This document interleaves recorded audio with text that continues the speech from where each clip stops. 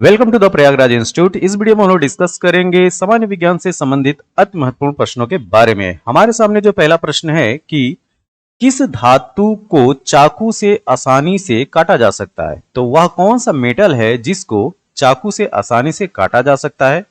तो इस प्रश्न का सही उत्तर है सोडियम। सोडियम का संकेत Na होता है। मरकरी यहाँ पे जो दो ऑप्शन है उसका Hg होता है। कॉपर का Cu और आयरन को Fe से करते हैं, ठीक है। और सोडियम का एटॉमिक नंबर भी याद रखिए 11 होता है। तो जिस धातु को आप चाकू से आसानी से काट सकते हैं वो है सोडियम। ऑप्शन नंबर ए इसका सही उत्तर है। अगला प्रश्न, हमारे सामने जो अगला प्रश्न है कि विद्युत का सर्वोत्तम चालक कौन सा है। तो विद्युत का सर्वोत्तम चालक या ये कहें सबसे अच्छा कंडक्टर कौन सा है, तो इसका सही उत्तर है सिल्वर। अगर आपसे मैं पूछूं कि सिल्वर का संकेत क्या होता है, तो सिल्वर का संकेत होता है Hg। ठीक, लेड को Pb से दर्शाते हैं, कॉपर को Cu जैसा ऊपर हमने बताया, और एल्युमिनियम जो है वो Al से लिखा जाता है, ठीक है। तो ध्यान रखिएगा यहाँ पे चारों ऑप्शन जो है वो मेटल ही है। ठीक, लेड भी क्या है, एक धातु है। तो विद्युत का सर्वोत्तम चालक दिए गए ऑप्शंस में आपका होगा सिल्वर, ऑप्शन नंबर ए। अगला प्रश्न, हमारे सामने जो अगला प्रश्न है कि सोडा वाटर में नींबू का रस डालते हैं तो बुलबुले निकलने लगते हैं, ठीक है। जब आप कभी जो है सोडा वाटर में नींबू का रस निचोड़ेंगे तो उसमें बुलबुले निकलेंगे। तो आखिर ये ऐसा होता क्यों है, ठीक है। तो देखिए, इसका रीजन ये है कि ये जो है वो बेस बनाता है, ऑप्शन नंबर ए, ठीक है। तो सोडा वाटर में नींबू का रस डालते तो बुलबुले निकलते हैं क्योंकि ये जो है वो बेस है, क्षार है। कटे हुए सेब का रंग कुछ देर बाद भूरा हो जाता है, ठीक है। भूरा हो जाता है क्योंकि वह वायु से क्रिया करके क्या बनाता है, तो वह वायु से, एयर से रिएक्शन करके आयरन ऑक्साइड बनाएगा। क्या, ऑप्शन नंबर ए आयरन ऑक्साइड। अगला प्रश्न, हमारे सामने जो अगला प्रश्न है कि चूने में पानी मिलाने पर कौन सी गैस निकलती है। तो चूने में पानी मिलाने पर जो गैस निकलती है वो है कार्बन डाइऑक्साइड, CO2। अगला प्रश्न, खाद्य पदार्थ वेफ डिब्बों पर जिंक की बजाय टीन का लेप होता है क्योंकि। ये बहुत ही अच्छा प्रश्न है, ठीक है। इसका कारण यह है कि टीन की अपेक्षा जिंक अधिक अभिक्रियाशील होता है, इस वजह से खाद्य पदार्थों को वेफ डिब्बों पर जिंक के बजाय टीन का लेप किया जाता है। अगला प्रश्न, इनमें से कौन सा तांबे और जस्ते से बना एक मिश्र धातु है। तो तांबे और जस्ते की जो एलॉय है, मिश्र धातु है, वो है पीतल, ऑप्शन नंबर ए। इनमें से कौन सा तांबा और टीन से बना एक मिश्र धातु है। तो तांबे और टीन से बनी मिश्र धातु कांसा है, ऑप्शन नंबर बी। अगला प्रश्न, इनमें से कौन सा एक धातु अमलगम में अनिवार्य रूप से उपस्थित होता है। तो आपको बताना है कि कौन सी धातु अमलगम में अनिवार्य रूप से उपस्थित होता है, तो वो है पारा। ठीक, जैसा कि मैंने ऊपर बताया कि पारे का संकेत Hg होता है। अगला प्रश्न, किस धातु का गलनांक इतना कम होता है कि हाथ पर रखते ही वह पिघल जाती है। ये बहुत ही अच्छा प्रश्न है, ठीक। तो कौन सी धातु का गलनांक इतना कम होता है कि हाथ पे रखते ही वो पिघल जाती है, तो ये है गैलियम और सीजियम, ठीक। तो गैलियम भी है, गैलियम को Ga से लिखते हैं, और सीजियम Cs, ठीक। तो इसका जो सही उत्तर होगा उपरोक्त दोनों, ऑप्शन नंबर सी। अगला प्रश्न, हाइड्रोजन की खोज किसने की थी। तो हाइड्रोजन की खोज का श्रेय जाता है कैवेंडिश को। तो हेनरिक कैवेंडिश ने हाइड्रोजन की खोज की थी। अगला प्रश्न, अगला प्रश्न यह है कि क्षार लाल लिटमस को करता है। तो लाल लिटमस को क्या कर देता है, नीला कर देता है, ऑप्शन नंबर सी। हास्य गैस, लाफिंग गैस का रासायनिक सूत्र यहां पे पूछा जा रहा है। तो लाफिंग गैस का रासायनिक सूत्र होता है नाइट्रस ऑक्साइड, इसको याद रखिए। तो और नाइट्रस ऑक्साइड को लिखेंगे कैसे, N2O। जंग से बचने के लिए लोहे से बनी पानी की पाइपों पर जस्ते मतलब जिंक की परत चढ़ाने की प्रक्रिया को क्या कहते हैं। तो यह प्रक्रिया कहलाती है यसदीकरण या गैल्वेनाइजेशन। गैल्वेनाइजेशन की स्पेलिंग होगी GLVAN NIZATION, गैल्वेनाइजेशन।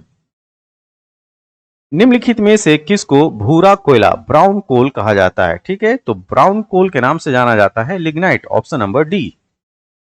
अगला प्रश्न यह है कि वह पदार्थ जिनमें एक ही प्रकार के परमाणु पाए जाते हैं क्या कहलाते हैं? वो ये कहलाएंगे नेचुरल एलिमेंट। ठीक है, ऑप्शन नंबर डी। अंतर आणविक बल का सही क्रम क्या होगा? ठीक है, तो इनका जो क्रम होगा इंटरमॉलिक्यूलर फोर्सेस का, तो सबसे ज्यादा फोर्स होगा ठोस में, उसके बाद द्रव में, और उसके बाद जो होगा सबसे कम होगा वो गैस में होगा। तो यहां पे जो सही उत्तर है ऑप्शन नंबर ए। अगला प्रश्न, अतिशीतित द्रव का उदाहरण क्या है? तो इसका उदाहरण है कांच, ऑप्शन नंबर बी। अतिशीतित द्रव किन्हें कहा जाता है? ठीक है, तो अतिशीतित द्रव कौन कहलाते हैं? तो अक्रिस्टलीय जो ठोस होते हैं वो कहलाते हैं अतिशीतित द्रव। आग बुझाने के लिए कौन सी गैस का उपयोग किया जाता है? ठीक है, तो यहां पे दिए गए ऑप्शन में सही उत्तर है carbon dioxide, option number C. आसानी से झाग नहीं देने वाला जल कहलाता है? तो आसानी से जो झाग नहीं दे वह जल कहलाएगा कठोर जल, ऑप्शन नंबर ए। कटे हुए सेब का रंग कुछ देर बाद भूरा हो जाता है क्योंकि वायु से क्रिया करके क्या बनाएगा? आयरन ऑक्साइड बनाएगा, ऑप्शन नंबर बी। किसी तत्व का सबसे छोटा भाग जो स्वतंत्र रूप से नहीं रह सकता है वह क्या कहलाता है? वह कहलाता है परमाणु, एटम। अगला प्रश्न, किसी तत्व का सबसे छोटा भाग जो स्वतंत्र रूप से रह सकता है क्या कहलाएगा? वो कहलाएगा अणु, ऑप्शन नंबर बी। तो देखिए ऊपर वाले प्रश्न और नीचे वाले प्रश्न में क्या डिफरेंस है। किसी तत्व का सबसे छोटा भाग जो स्वतंत्र रूप से नहीं रह सकता, यहां पे क्या बोला जा रहा है?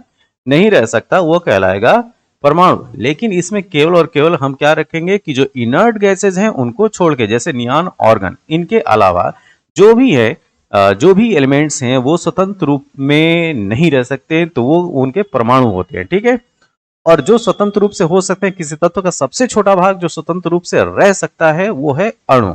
जैसे हाइड्रोजन अणु, ये H2 क्या है? हाइड्रोजन अणु है। और H क्या है? ये एटम है। ठीक, तो ये चीज आपको याद रखना है। धावन सोडा का रासायनिक सूत्र यहां पे पूछा जा रहा है, तो धावन सोडा सोडियम कार्बोनेट है, ऑप्शन नंबर डी। अगला प्रश्न, फलों की कृत्रिम तरीके से पकाने के लिए कौन सी गैस प्रयुक्त करते हैं? तो इसमें प्रयुक्त होता है एसिटिलीन, ऑप्शन नंबर डी।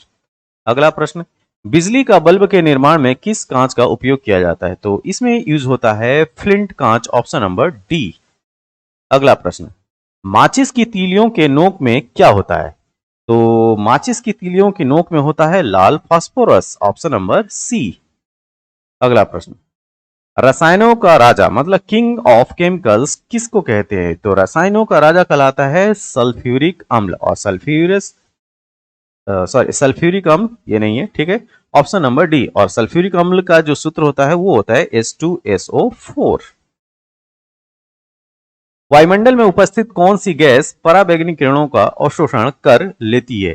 तो वायुमंडल में उपस्थित जो ओजोन गैस है, जो कि समताप मंडल, वायुमंडल के जो समताप मंडल की जो लेयर है उसमें पाई जाती है, जिसको इंग्लिश में स्ट्रेटोस्फीयर भी बोलते हैं। ठीक, तो ओजोन जो होता है वो ऑक्सीजन का ट्राई एटॉमिक मॉलिक्यूल है। ठीक है, O3। आधुनिक चर्म शोधन उद्योगों में ऐसी कौन सी भारी धातु पाई जाती है? तो ये है क्रोमियम, ऑप्शन नंबर सी। अगला प्रश्न, कायिक जनन पाया जाता है, यहां पे आपसे पूछा जा रहा है वेजिटेटिव रिप्रोडक्शन किस में मिलेगा? तो आपको आलू में देखने को मिल जाएगा कायिक जनन। नर व मादा युग्मक के संयोजन को क्या कहते हैं? नर व मादा युग्मक के संयोजन को कहते हैं फर्टिलाइजेशन। रक्त प्लाज्मा में जल की लगभग कितनी मात्रा होती है? तो रक्त प्लाज्मा में जल की मात्रा 90% होती है, ऑप्शन नंबर बी। वयस्क व्यक्ति का हृदय 1 मिनट में कितनी बार धड़कता है? तो ये धड़कता है 72 टाइम्स। लाल रक्त कणिकाओं को निम्न में से किस नाम से जाना जाता है? तो लाल रक्त कणिकाओं को RBC बोलते हैं, रेड ब्लड सेल्स।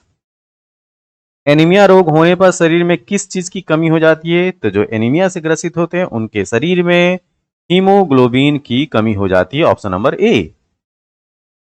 मादा एनोफिलीज मच्छर जब काट लेता है तो उससे कौन सा रोग हो जाता है? तो इससे होगा मलेरिया। ऑप्शन नंबर सी। चर्म रोग के उपचार में प्रयोग किया जाने वाला रेडियो आइसोटोप यह है radio phosphorus. Option number C. बहुत अधिक ऊंचाई पर मनुष्य के रक्त में लाल रुधिर कणिकाएं क्या होंगी? जब आदमी बहुत अधिक ऊंचाई पर पहुंचता है तो वहां पे उसके शरीर में जो लाल रक्त कणिकाएं होती हैं उनकी संख्या बढ़ जाती है। ऑप्शन नंबर बी इसका सही उत्तर है। शरीर की सबसे बड़ी ग्रंथि कौन सी है? तो शरीर की सबसे बड़ी ग्रंथि है यकृत लीवर। ऑप्शन नंबर सी। मनुष्य में मादा जनन अंग से किस हार्मोन का स्राव होता है? तो मनुष्य के मादा जनन अंग से रिलैक्सिन हार्मोन का स्राव होता है। Option number C. वैसे यहाँ पे देखिए, यहाँ पे ध्यान दीजिए, यहाँ पे पूछा जा रहा है मनुष्य के जो फीमेल जो गोनैड्स होते हैं उनसे किस हार्मोन का सिक्रेशन होता है? तो मादा गोनैड्स में क्या होगा? ओवरी होगा। ठीक है, ओवरी। तो ओवरी से जो सेक्रेट होने वाला हार्मोन है एस्ट्रोजन भी है, प्रोजेस्टेरॉन भी है और रिलैक्सिन है। यहाँ पे जो सही उत्तर होगा वो होगा ऑप्शन नंबर डी, ना कि सी। तो एस्ट्रोजन, प्रोजेस्टेरॉन एंड रिलैक्सिन तीनों का सेक्रेशन होता है। निम्न में कौन सा एंजाइम लार में पाया जाता है? तो लार में पाया जाने वाला एंजाइम जो है वो टाइलिन है। Option number C. एक स्वस्थ मनुष्य का रक्तचाप कितना होता है? तो ये होता है 120/80। Option number B.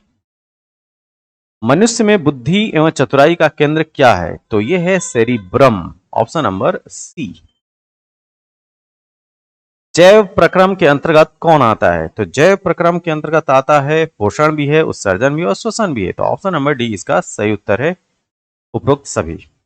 निम्न में से कौन सी बीमारी श्वसन तंत्र से संबंधित है? आपको बताना है कि कौन सी बीमारी जो है वो श्वसन तंत्र से है। तो सार्स भी आता है, टीबी भी है, निमोनिया भी है। तो ऑप्शन नंबर डी इसका सही उत्तर है, उपरोक्त सभी। अगला प्रश्न, जीव विज्ञान शब्द का प्रयोग सबसे पहले किसने किया था? तो जीव विज्ञान शब्द का प्रयोग सबसे पहले लेमार्क और ट्रेविरनस ने किया था। कौन? ट्रेविरनस। Option number A. अगला प्रश्न, जीव विज्ञान के जनक के नाम से कौन जाने जाते हैं? तो जीव विज्ञान के जनक के रूप में जाने जाते हैं अरस्तु। ऑप्शन नंबर सी।